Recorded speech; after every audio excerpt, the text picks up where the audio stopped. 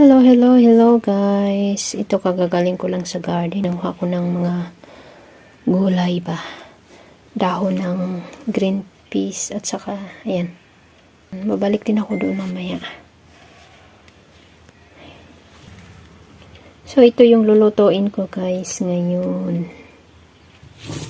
I-fry lang. Madali lang naman siya lutuin guys. I-fry lang siya. Tapos lagyan ng asin. Bawang at saka sibuyas. Bawang at saka sibuyas. Yan, tapos na.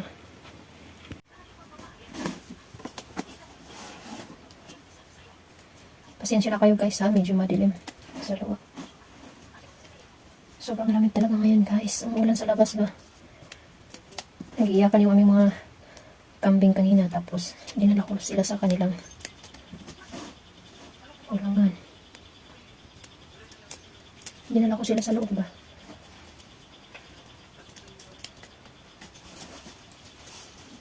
Medyo umulan sa labas guys, pero kaunti lang siya. Malamig na nga umulan pa.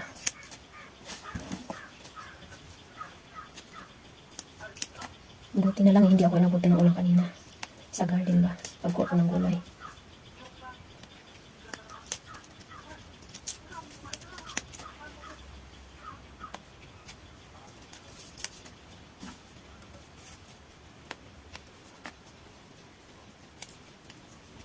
Mingaw kayo guys, mingaw. Sobrang tahimik dito sa bahay. Mag-isa lang kasi ako guys. Yung anak ko pumasok na sa school, tapos yung asawa ko pumunta na rin sa kanyang trabaho. Maya pa yung darating. Mga alas 12.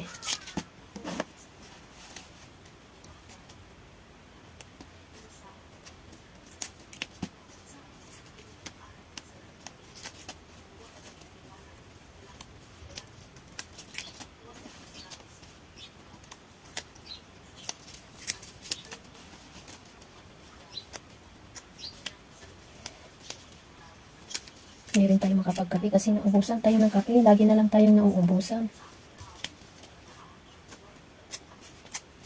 Sarap sana ng kape kasi malamig. Malamig ang panahon. Siguro matatapos na yung taglamig kasi umulan. Umulan siya. Darating na si summer. Tag-init na naman.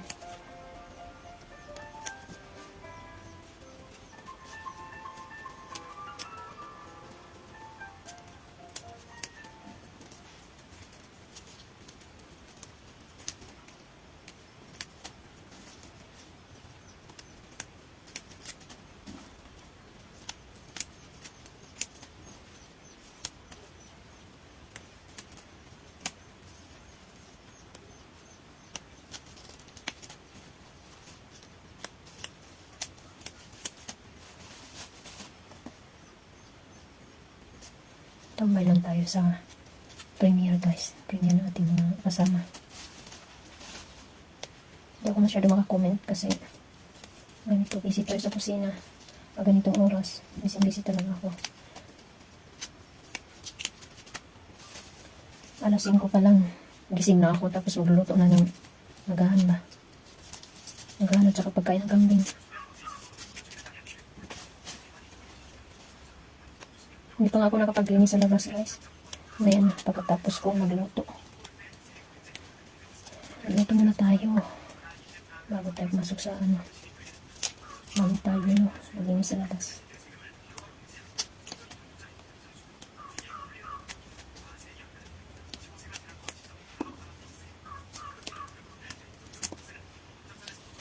Gusto ko ito siyang ginugulay guys. Lambot na masarap pa. Lalo na pag may tuyo.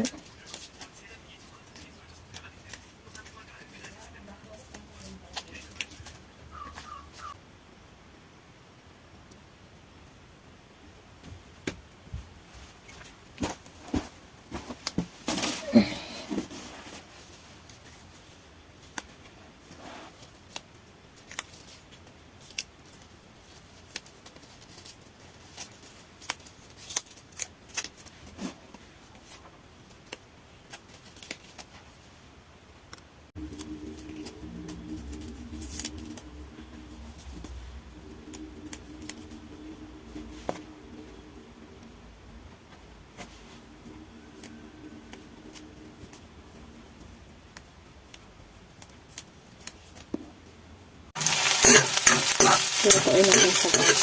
Bawang lang yan at saka sibuyas guys. At saka isang pirasong sili. Ito yung sili. Try nyo din siya.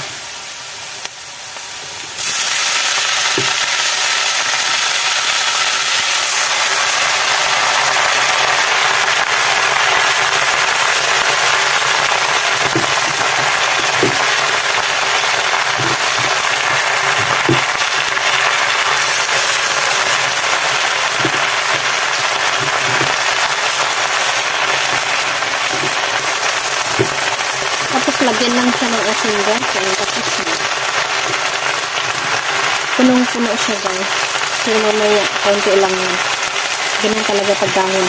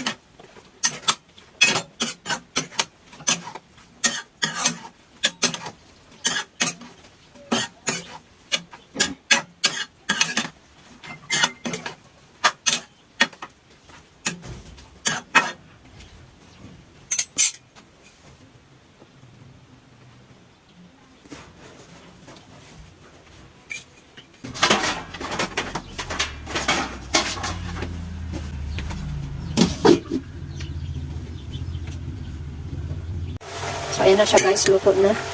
O, ayan. Kanina puno, diba? Ayan na luto na. Konti na lang. Konti na lang siya.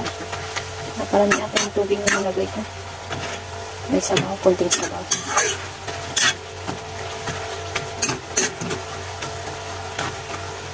So, yan. Dahil naman ating lutuin guys. Yung kanilang sabaw ba, munggo na dilaw. Yan naman ang lutuin natin. Ayan, luto na rin yung ating sabaw, guys. Kakain na tayo, guys. Kasi gutom na si Hos. Gutom na tayo. Kain na. So, ayan, guys. Hindi talaga nagpakita si Haring Araw. Alas 4 na ng hapon. Pero wala pa rin. Malamig na nga. Umulan pa kanina. Nawala pa yung ilaw namin. Namatay yung ilaw kanina. Sobrang lamig.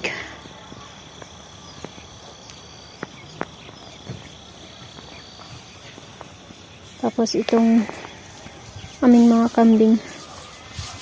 Ngayon ko lang sila nilabas.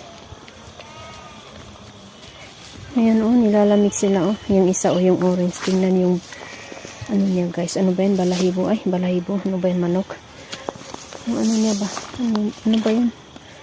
Yung parang buhok. Ayan ayan. Kapag kaganyan guys, nilalamig yan.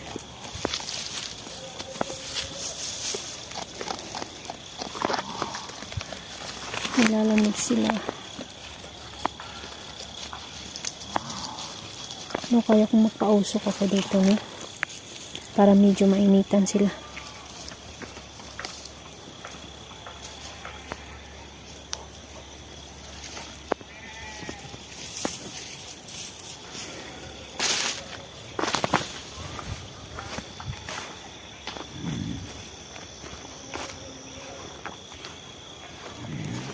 Yan, namumulaklak na yung ating turi. Second harvest namin yan guys. Kapag kamamunga na.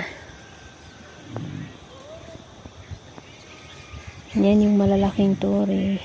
Antayin na lang natin na mahinog yung kanyang bunga. Pagkatapos ng bulaklak niya, bunga, and then harvest. Ayan yung kanyang bunga guys. Ayan yung kanyang bunga. Maliliit pa siya.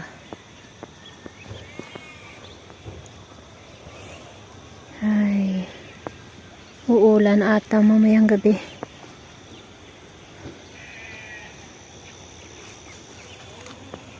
Ibig sabihin lang nito, matatapos na yung winter. Tapos summer na naman.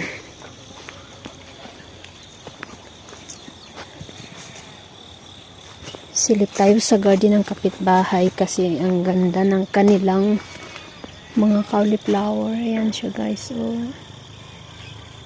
Dami ng kanilang cauliflower. Ang taba ng kanilang mga tanim guys kasi nilalagyan nila ng ano ba? Ng pupo ng baka.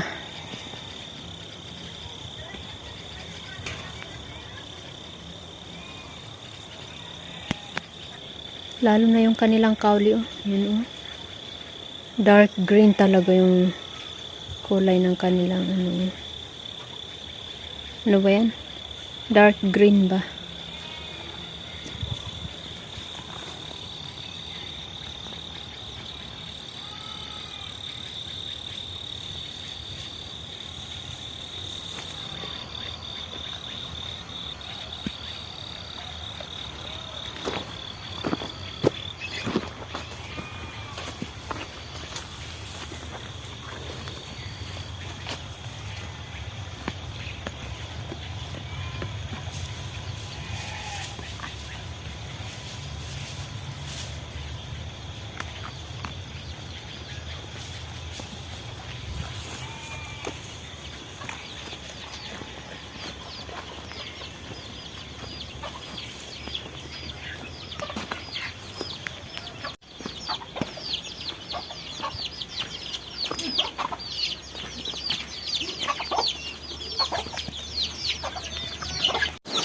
Ano, pinag-aagawan nila yung dahon ng kauli.